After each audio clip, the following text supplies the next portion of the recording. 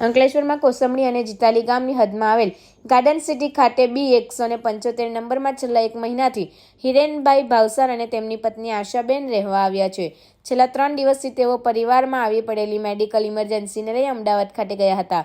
તે દરમિયાન તેમના બંધ મકાનને તસ્કરોએ નિશાન બનાવ્યું હતું અને ઘરના દરવાજાનો નકુચો તોડી ઘરમાં પ્રવેશ્યા હતા અને ઘરમાં રહેલા કબાટ તેમજ સરસામાન અને સુરકેશમાં ખાખાખોડા કરી અંદરથી ચાંદીના સિક્કા ભરેલો ડબ્બો, 7,000 રોકડ અને કિંમતી 4 ઘડિયાળની ચોરી કરી ફરાર થઈ ગયા હતા.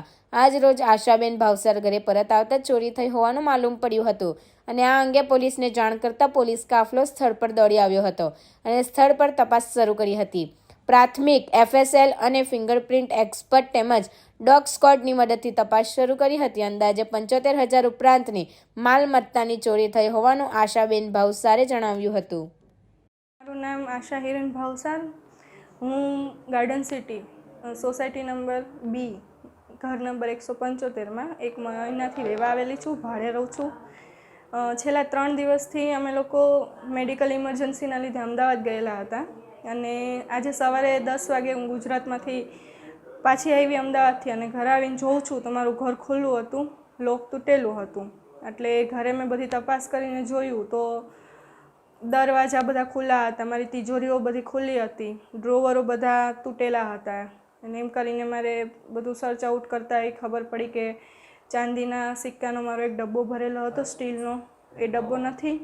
પછી મારે ઉપરના બેડરૂમમાં અમારી લોકોની ઘડિયાળ પડેલી હતી 4 થી 5 મોંઘી હતી. એ 4 થી 5 ઘડિયાળ ગાયબ થઈ ગયેલી છે. મારી પેનડ્રાઈવો ગાયબ થઈ ગયેલી છે. 5-7 હજાર જેવી રોકડ રકમો ગાયબ છે. આમ કરીને 75,000 જેવું મુદ્દામાલ છે એ મારી ચોરી થયેલી છે. પોલીસ સ્ટેશને જાણ કરેલી છે. હવે અમે રિક્વેસ્ટ કરીએ છીએ કે સોસાયટીવાળા કેમેરા ચેક કરે. અમે લેડીઝ લોકો એકલા હોય તો ડર લાગે છે સૂતા, તો કેમેરા ચેક કરીને આ કોણ છે વ્યક્તિ જાણવાની કોશિશ કરે તો અમને ઘણો સહયોગ મળશે એના માટે.